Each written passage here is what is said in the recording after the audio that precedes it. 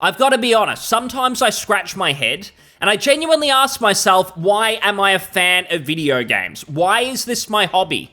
Because the people who make the products that I consume, that many people consume, they're made by freaks. They're made by loons, genuinely crazy people who hate the customers. They hate the people who actually play their games. And to be fair, I do play a lot of older games, but I still play some new ones. Sometimes you do get a developer who makes something decent, and they're not out of their mind, like From Software with the Elden Ring DLC. Kingdom Come Deliverance 2 seems to have a good dev team. But I still occasionally play some new games, and if I look at a photo of the average modern development team, I'm asking myself, where am I? Am I at the circus? Is this some sort of freak expedition?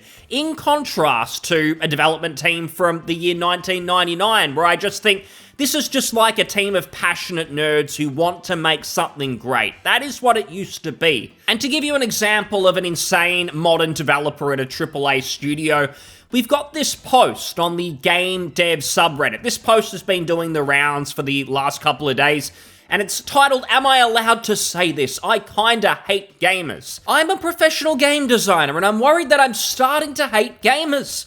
Watching the gaming events on YouTube last month with the chat on was an extremely disheartening experience. Every time a character that wasn't a cis-het white man, cis-het, I've seen cisgendered heterosexual, this person's combined it together. I don't think I've seen that before. Cis-het white male appeared on screens, the chats would fill with messages calling the game woke or complaining about DEI. I have a feeling that he's talking about the Xbox one, the Xbox Showcase. Because I've got to be brutally honest, the Xbox Showcase, it kind of reminded me of this town near where I live here in Australia. It's called Box Hill, and there's an old joke that does the rounds called Spot the Aussie. If you go there, you're going to be there forever trying to spot the Aussie. Because the whole area, it's basically only Asian people that live there. That just happens to be the makeup of the area. That joke's always been about right. And it was literally the exact same thing at the Xbox Showcase. Straight white men, they were gone, they were deleted, exterminated. Microsoft made sure there was not a single one. And then you kind of see the truth of a lot of this DEI diversity pushing, which really is just to eliminate white men from all of these games. It's got zero to do with inclusion. It's some sort of weird power fantasy from these insane developers where it's like, we hate you, look at this now, if you complain about it, we're gonna call you ists and phobes anyway, there's nothing that you can do, and then you get called crazy if you point it out, if you look at that showcase and you're going, what's going on? None of these games are for me. I'm not interested, whatever. Oh, I'm a racist or something because I'm not interested. That was the Xbox Showcase, and this person, of course, oh, you're complaining about woke, you're complaining about DEI. Give me a break, it's a valid concern. Every game that wasn't a shooter or a hyper-casual competitive online game garnered zzz and boring comments. No, I mean, most online competitive shooters that get announced. What about Concord from Sony? No one was remotely interested. That game has been clowned on. It already feels like a flop in the vein of Suicide Squad. No one wants online competitive online shooters. What really happened is the weird games. I think there was Flintlock. That was a Sweet Baby Inc. game, by the way. It just had zero going for it. It looked like it was just trying to copy a mix of other games, like maybe God of War, Dark Souls, and your generic Ubisoft open worlds, perhaps. It had nothing original going for it. Most people listening to this are like, Flintlock, what even the fuck is that? It was one of the games at the showcase, and I guarantee it's one that he's whinging that no one's excited about. It's just these games where the gameplay itself sucks, but there's a person of color main character, and apparently that means we're meant to get excited for it. You need to do something to make the actual game interesting. The color of skin of the different characters. No one cares. And then I check Twitter, and it's just people complaining that the Metal Gear Solid 3 remake is not yellow enough. I've got to be honest, when I read that, I was like, was he talking about Asian people? Is he the racist? I don't even know what that means. People telling me there are right ways and wrong ways to beat Elden Ring, and people hating on the new Dragon Age because the trailer doesn't match the tone that they had imagined for it. Literally everyone hated that trailer. Even the most progressive people, those that want every character to have they, them pronouns, they all hated that trailer as well. It was abysmal. It's just more of this game dev cover, where developers don't want to critique each other at all. They just run around, oh, we're all doing incredible work, we're supporting each other. It just feels totally phony because there are plenty of bad products. And when you refuse to acknowledge that, it makes you all look dishonest. The Dragon Age trailer, it was awful, even by some miracle. If the game ends up being good, oh, it's not because they didn't understand the trailer. It was bad. Maybe it was marketing, I don't know, but looking at what we've seen of Dragon Age the Veilguard, I think it's just an incompetent development team, to be honest.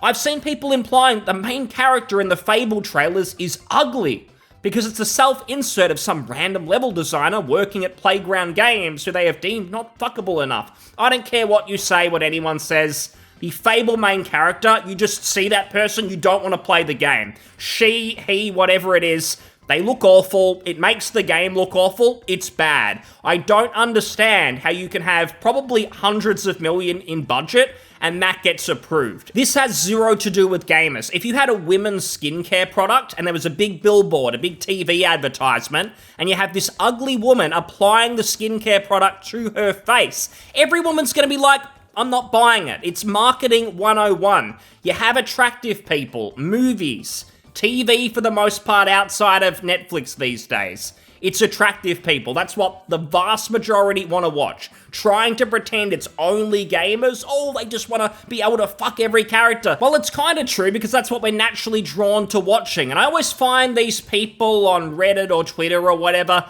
those ones who are always accusing people of, oh, you just want to look at these attractive people because you want to fuck them. They're always the sort of people who sleep with an anime waifu body pillow themselves anyway. So, just comes across as hypocritical. I don't know, it's just the internet magnifying negative voices, I guess, doing what it does best. But it's making me real tired of gamers. I don't know, I have a feeling it's just the voice of common sense. We've seen this for quite some time. It's been getting progressively worse. All of these games, political messages, shoving in all this ideological crap. People are sick of it, and they're making their voice heard. And in most industries, when the customers start criticizing your product or they stop buying it, you look inward, you look for ways to improve yourselves, not the game industry. You just start pointing the finger. The customers are to blame, the gamers are to blame, we hate them. Super healthy mindset. And speaking of healthy mindset, if we look at what else this wonderful individual has been doing on Reddit, their name is Likely Sprite, and their description, I'm a person-shaped pizza-consuming machine. Is that a modern way to call yourself obese? I'm guessing so. Trans rights, who could have guessed? And the sort of other subreddits that they go on, trans passing.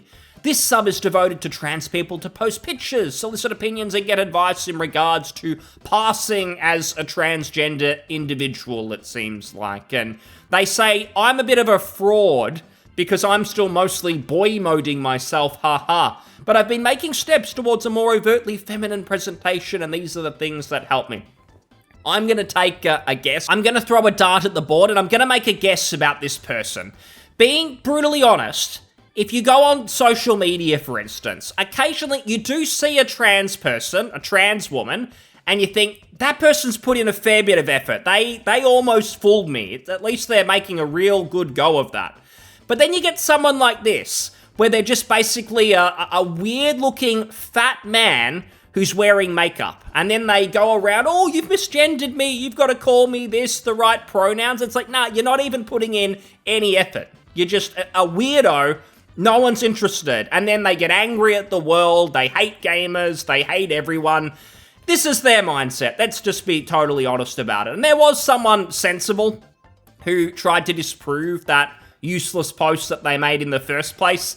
And they said anyone who unironically uses cishet to complain about customers is not developing a game that will be commercially successful.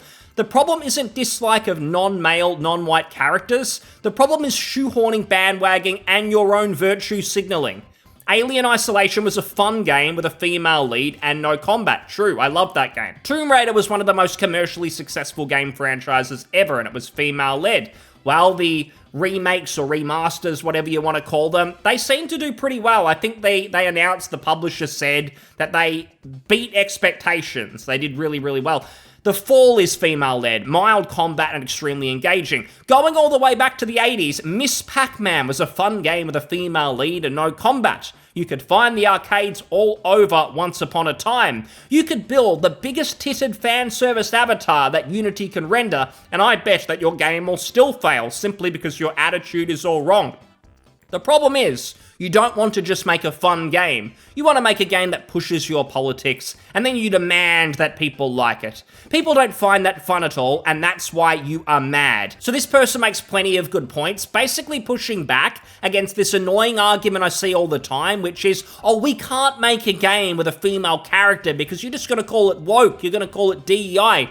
It's clearly not true, because plenty of these franchises from the past, there's still plenty now. If you just make a great game, it doesn't matter if there's a female lead, if it makes sense, for instance. That's not what the criticism is about. There's a very big difference, because on one hand, you do have some games that just happen to have a female protagonist. But then you get games that have the female protagonist, and they're trying to re-educate you, talk down to you, you're awful, you're a male gamer, this, that. And gamers can see that difference, and they call it out, and it just so happens that most games in 2024 that have a female character, they fall into that second camp, where you see it from a mile away, it's totally ideologically driven, and it's pathetic. We've had enough of it.